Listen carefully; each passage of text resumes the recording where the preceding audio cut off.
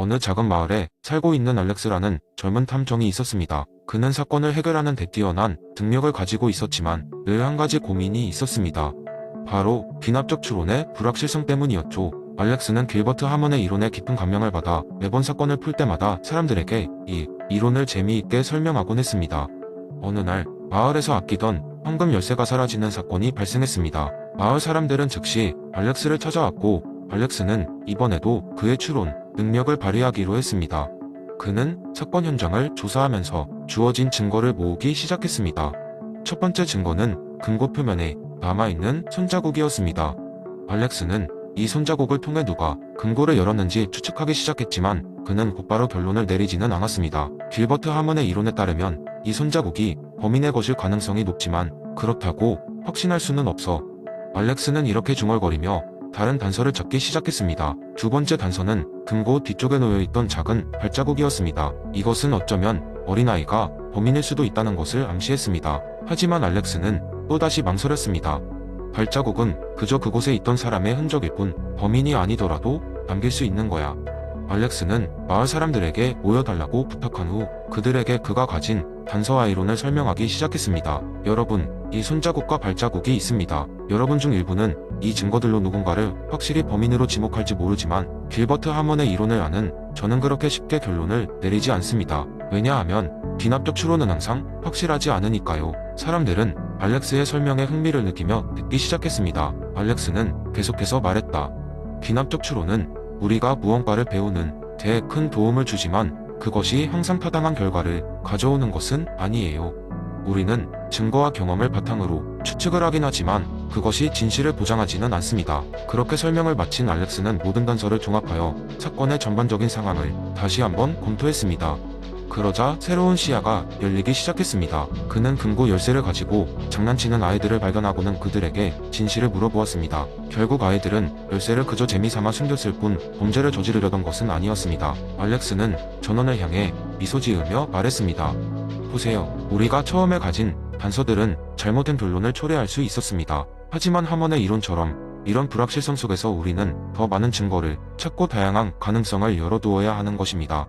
언제나 진실은 생각보다 가까운 곳에 있을 수 있으니까요. 마을 사람들은 사건이 해결되자 안도의 한숨을 쉬었습니다. 그날 이후로 알렉스의 귀납적 추론에 관한 강의는 마을의 인기 있는 이야기거리가 되었습니다. 그리고 사람들은 알렉스 덕분에 불확실성을 이해하고 증거를 좀 더 조심스럽게 해석하는 법을 배웠습니다. 두 번째 이야기 맥스 셸로의 가치의 위계 이론을 통해 사람들에게 전할 수 있는 흥미로운 이야기는 다음과 같습니다. 어느 한적한 마을에 가치 마스터라고 불리는 한 노인이 살고 있었습니다. 이 노인은 젊은 시절부터 철학을 심도 있게 공부하였고 인생에서 진정으로 중요한 것이 무엇인지 탐구하며 명성을 쌓았습니다. 그의 집은 항상 방문객들로 넘쳐났고 사람들은 자신의 삶의 방향과 진정한 가치에 대해 조언을 얻고자 했습니다. 어느 날 노인의 집에 4명의 젊은이가 찾아왔습니다. 그들은 각각 특별한 목표를 가지고 있었지만 그 목표들이 서로 충돌하고 있다는 것을 알고 어떤 것을 더 우선시해야 할지 결정하기 어려워졌던 것입니다. 노인은 그들을 환대하며 그들이 이야기를 듣기로 했습니다. 첫 번째 젊은이는 쾌락적 가치를 중시하고 있었습니다. 그는 이렇게 말했습니다. 저는 삶을 즐기는 것이 가장 중요하다고 생각합니다. 인생은 짧고 순간의 즐거움을 누리지 않는다면 무슨 의미가 있을까요? 그러나 사람들이 종종 저를 이기적이라고 부르며 제 삶의 방식을 비난합니다. 두 번째 젊은이는 생명적 가치를 강조했습니다. 저는 건강과 안전을 중요하게 여깁니다. 육체적 생존은 모든 것의 기본이 아닐까요? 그러나 가끔씩 너무 조심스러워져서 삶의 즐거움을 놓치곤 합니다.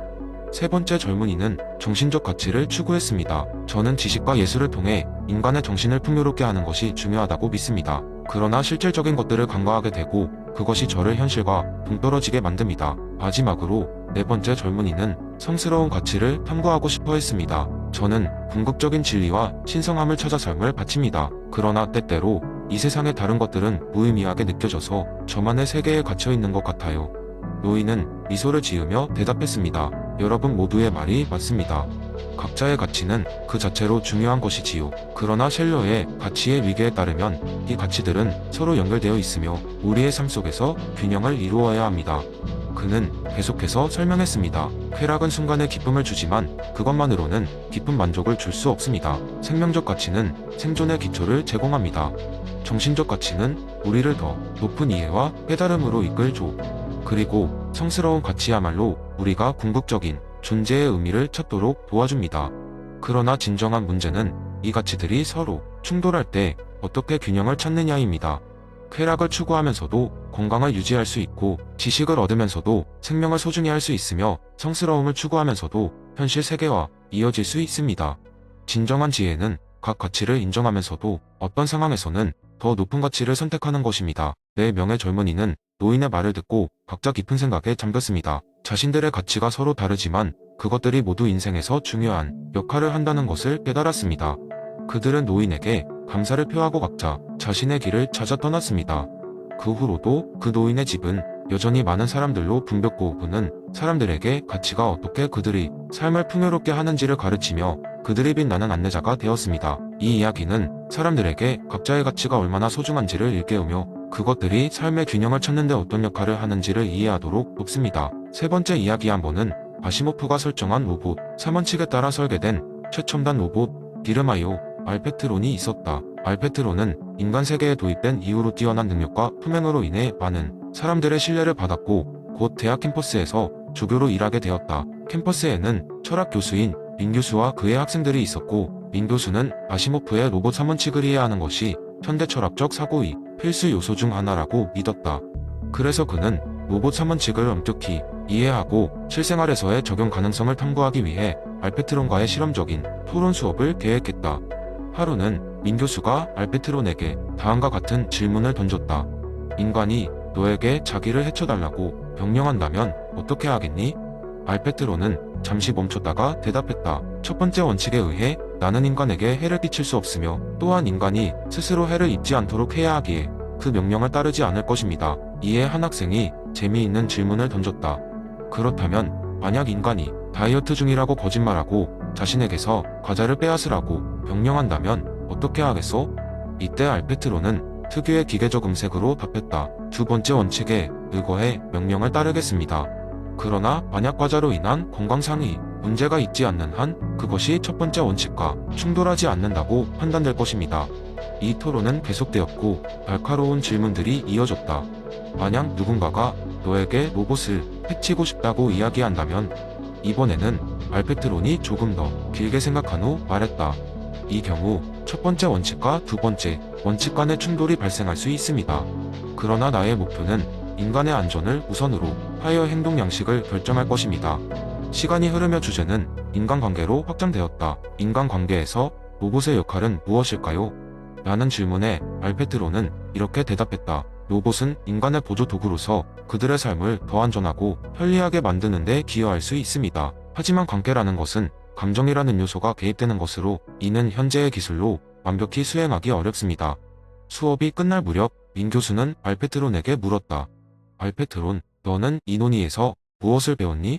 알페트론은 잠시 숙고한 뒤 대답했다. 나는 인간의 복잡성과 그 속에서 이루어지는 윤리적 판단의 다양성을 더 깊이 이해하게 되었습니다. 알페트론과의 토론 후 학생들은 로봇 3원칙이 미래 사회에서의 윤리적 문제에 대해 어떻게 적용될 수 있는지에 대한 깊은 이해를 얻게 되었다. 이 수업은 단순히 알페트론과 인간의 상호작용의 재미를 넘어서 인간 존재의 의미와 윤리적 행동의 중요성에 대해 다시 한번 생각할 수 있는 기회를 제공했다. 결국 아시모프의 이론은 인간이 기술과 어떻게 공존할 것인가에 대한 영원한 질문으로 남아있음을 느끼게 해준 것이었다. 네 번째 이야기. 옛날 엘적 중국의 작은 마을에 노장을 희극적으로 실천하는 재미있는 이야기가 전해집니다. 이 이야기의 주인공은 장삼이라는 이름을 가진 소박한 농부였습니다. 그는 젊었을 때부터 공자의 가르침을 좋아하여 특히 인의 생활 속에서 실천하는 데 큰 관심을 두고 있었습니다.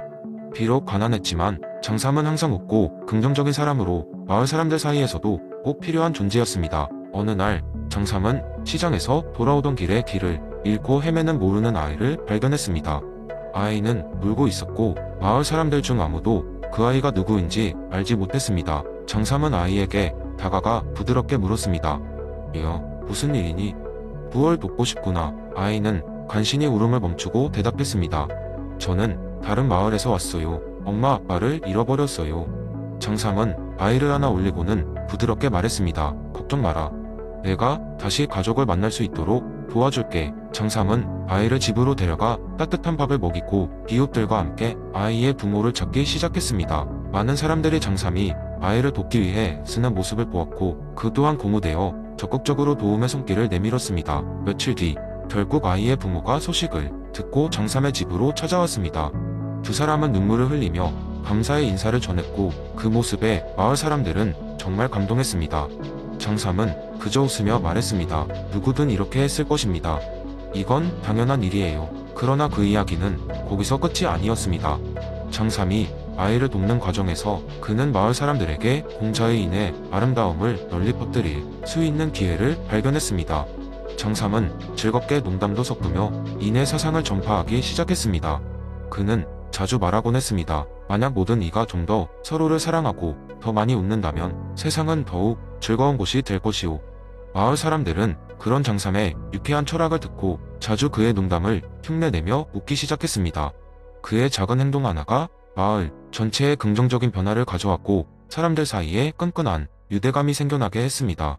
결국 장삼의 이야기는 다른 마을에도 전해지게 되었고 많은 사람들이 그의 성실함과 배려 깊은 마음을 배워 자신의 사회에서도 인을 실천하려고 노력하게 되었습니다.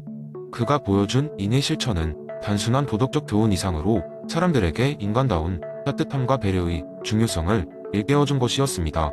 이렇게 장삼은 단순한 농부로 시작했지만 그의 인에 대한 깊은 이해와 실천을 통해 주위 사람들에게 잊지 못할 영향을 끼친 진정한 인의 인물로 남게 되었습니다.